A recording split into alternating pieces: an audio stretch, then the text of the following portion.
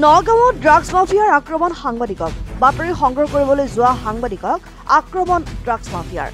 নগাঁৱৰ ৰূপৈহাটৰ বৰতলত নাজিমুদ্দিনৰ ঘৰত ৰূপৈহাট আৰক্ষীয়ে চলাইছিল ড্ৰাগছ বিৰোধী অভিযান অভিযানত উদ্ধাৰ হৈছিল বৃহৎ পৰিমাণৰ নিচাজাতীয় কপচিৰাসহ ড্ৰাগছ ভৰ্তি 8টা কণ্টেইনাৰ উক্ত খবৰৰ ভিত্তিত 3গৰাকী সাংবাদিক উপস্থিত হৈছিল বাতৰি সংগ্ৰহ কৰিবলৈ ড্ৰাগছ মাফিয়াই আক্ৰমণৰ লক্ষ্য কৰি লয় সাংবাদিকক প্ৰহাৰ কৰি ভাঙি পেলালে মোবাইল ফোন এই ঘটনা সন্দৰ্ভত ইতিমধ্যে ৰূপৈহাট আৰক্ষীয়ে আটক কৰে পুৰুষ মহিলাসহ 4জনকৈ লোকক ধৃত আটকাধীন লোককেইজন নাজিমুদ্দিন আবুল হুছেইন নাৰ্গিছ খাতুন আৰু ৱাহিদা খাতুন সাংবাদিক আক্ৰমণৰ ঘটনাক নিন্দা জনাই সাংবাদিক মহলৰ লগতে বিভিন্ন দল সংগঠনে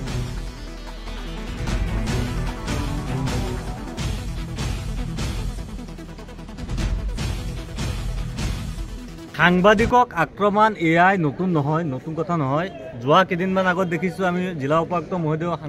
সাংবাদিক এজনক আক্ৰমণ কৰিছে তাত কোনো ন্যায় পোৱা নাই আমি সংগঠনৰ ফালৰ পৰা বাৰম্বাৰ আমি আন্দোলন কৰি আহিছোঁ কিন্তু তাত কোনো আমি ন্যায় পোৱা নাই আজি সেই তাৰ সুযোগ লৈ পেলাই নেকি আজি এই ড্ৰাগছ মাফিয়াই সাংবাদিকক আক্ৰমণ কৰিছে গতিকে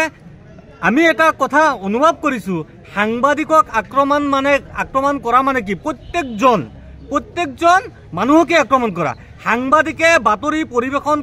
কৰাৰ পিছতহে এজন মানুহে শুনিবলৈ পায় সাংবাদিকৰ জৰিয়তেহে এজন মানুহে বাতৰি শুনিবলৈ পাৰে কিন্তু এটা কথা আজি বেয়া লাগিছে ড্ৰাগছ মাফিয়া আমি গম পাইছোঁ যে 3জন সাংবাদিক বোলে গৈছিল আপোনাৰ ৰূপহী আৰক্ষী থানাৰ পৰা গৈছিল বোলে ৰেড মাৰিবলৈ যোৱাৰ লগে লগে তেওঁলোকৰ পিছে গৈছিল তেওঁলোকৰ পিছে যোৱাৰ পিছত তেওঁলোকক এই 3জন সাংবাদিকক বোলে আক্ৰমণ কৰিছে গতিকে এয়া কোনো নতুন কথা নহয় আমি এটা কথা কৈছোঁ মই কৃষক মুক্তি সংগ্ৰাম সমিতিৰ পৰা 24 ঘণ্টা সময় বান্ধি দিছোঁ আপোনালোকো আমাৰ লগত থাকিব কিন্তু কিয় সাংবাদিকবিলাকে ন্যায় নাপায় 24 ঘণ্টা সময় বান্ধি দিয়া হৈছে 24 ঘণ্টা সময়ৰ ভিতৰত যদি এই ড্ৰাগছ মাফিয়াবিলাকক যদি উৎখাত কৰিব নোৱাৰে জিলা প্ৰশাসনে যদি উৎখাত কৰিব নোৱাৰে কালিৰ পৰা কিন্তু ভয়াৱহ আন্দোলন গঢ়ি তোলা হ'ব আৰু ৰাষ্ট্ৰীয় ঘাইপথ অৱৰোধ কৰি দিয়া হ'ব কিন্তু এই ড্ৰাগছ মাফিয়াবিলাকক অনতিবিলম্বে ইহঁতক নাকি লগাব লাগে জিলা প্ৰশাসনে অনতিবিলম্বে এই ড্ৰাগছ সমাজৰ পৰা নাইকিয়া হ'ব লাগে গতিকে এইখিনি কৈ পেলাই মই সামৰণি মাৰিছোঁ কালিৰ পৰা আমাৰ